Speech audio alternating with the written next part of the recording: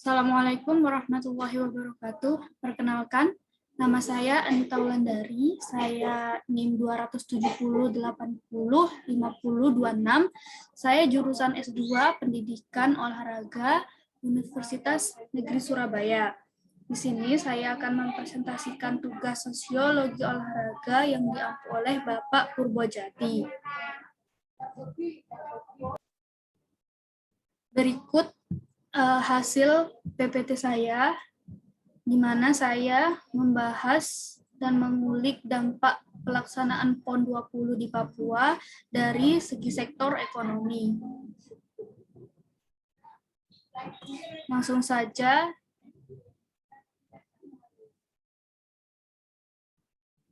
Untuk set selanjutnya, di sini saya membahas redaksi dari sumber artikel di mana yang beralamatkan www.wartaekonomi.co.id dengan judul mengukur dampak ekonomi dari PON Papua. Di artikel tersebut dinyatakan bahwa dampak dari terselenggaranya PON ini yaitu dari sektor UMKM, di mana penjualan UMKM meningkat 3-4 kali lipat karena hadirnya kontingen-kontingen dari PON 20 ini, di mana terdiri dari 34 provinsi yang terdiri dari 6.116 atlet dan 923 atlet tuan rumah sendiri dari Papuanya sendiri, serta para tamu-tamu VVIP maupun tamu-tamu undangan lainnya. UMKM sendiri banyak sektornya, bisa dari penjualan merchandise,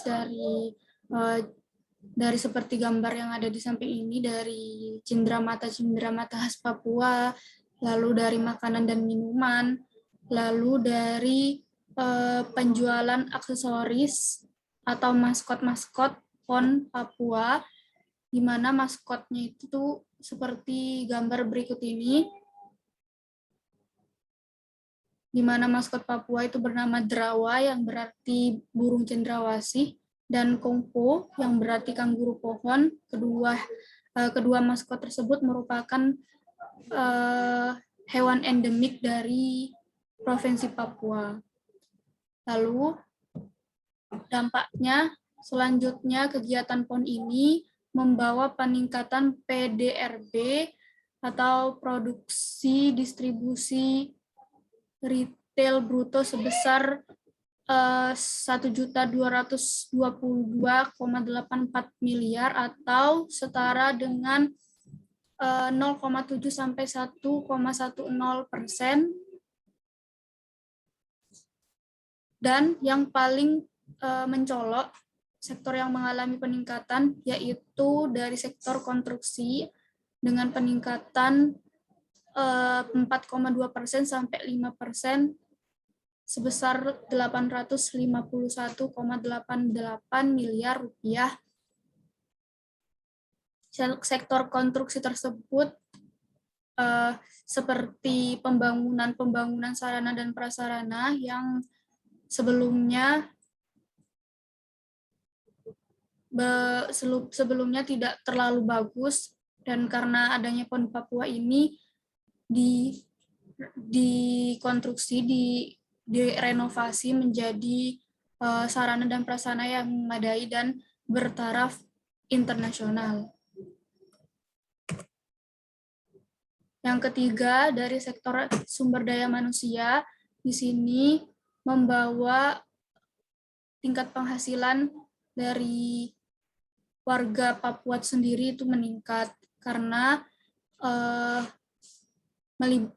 peran-peran seperti penari atau para penampil yang tampil di setiap cabur, lalu penyanyi lokal, lalu para volunteer yang membantu jalannya pertandingan atau pelaksanaan, itu berasal dari pemuda-pemuda daerah Papua, di mana mereka mendapatkan gaji atau fee dari apa yang mereka lakukan.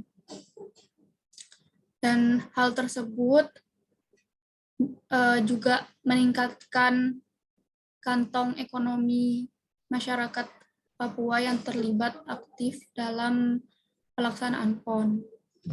Seperti pada gambar berikut ini, di mana pemuda-pemuda Papua terlibat dalam menampilkan suatu tarian daerah Papua dalam acara pembukaan maupun penutup PON. Ini berikut gambar yang saya kutip dari website kemlu.go.id, di mana gambar tersebut sangat jelas menampakkan hasil analisis ekonomi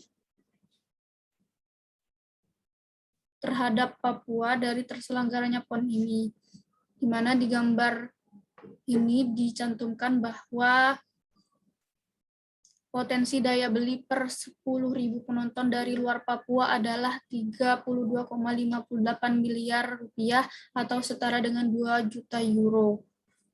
Sangat-sangat besar dan berdampak tentunya. Karena kita tahu sendiri bahwa kontingen-kontingen atlet, pelatih ofisial maupun tamu VIP maupun penonton-penonton yang datang dari daerah-daerah sekitar Papua maupun luar Papua itu membawa dampak ekonomi yang signifikan terhadap daerah Papua. Selanjutnya, ini pemulihan ekonomi sektor non-tambang, maksudnya di sini kan Papua terkenal dengan tambang yang sangat berdampak pada ekonominya. Nah, kali ini sejak adanya PON Papua, faktor ekonomi atau dampak ekonominya tidak hanya pada tambang, tapi juga pada non-tambang yang juga berkembang. Di antaranya sektor konstruksi atau pembangunan, lalu UMKM, penjualan UMKM, lalu sektor pemberdayaan sumber daya manusia juga. Jadi kesimpulannya, dampak ekonomi dari terselenggaranya PON Papua ini sangat-sangat signifikan, di mana dapat membawa dan mensejahterakan masyarakat Papua, khususnya pemuda-pemuda Papua yang terlibat aktif, serta para UMKM yang dapat merasakan dampak langsung dari terselenggaranya PON Papua. Terima kasih. Saya Anita Wulandari. Wassalamualaikum warahmatullahi wabarakatuh.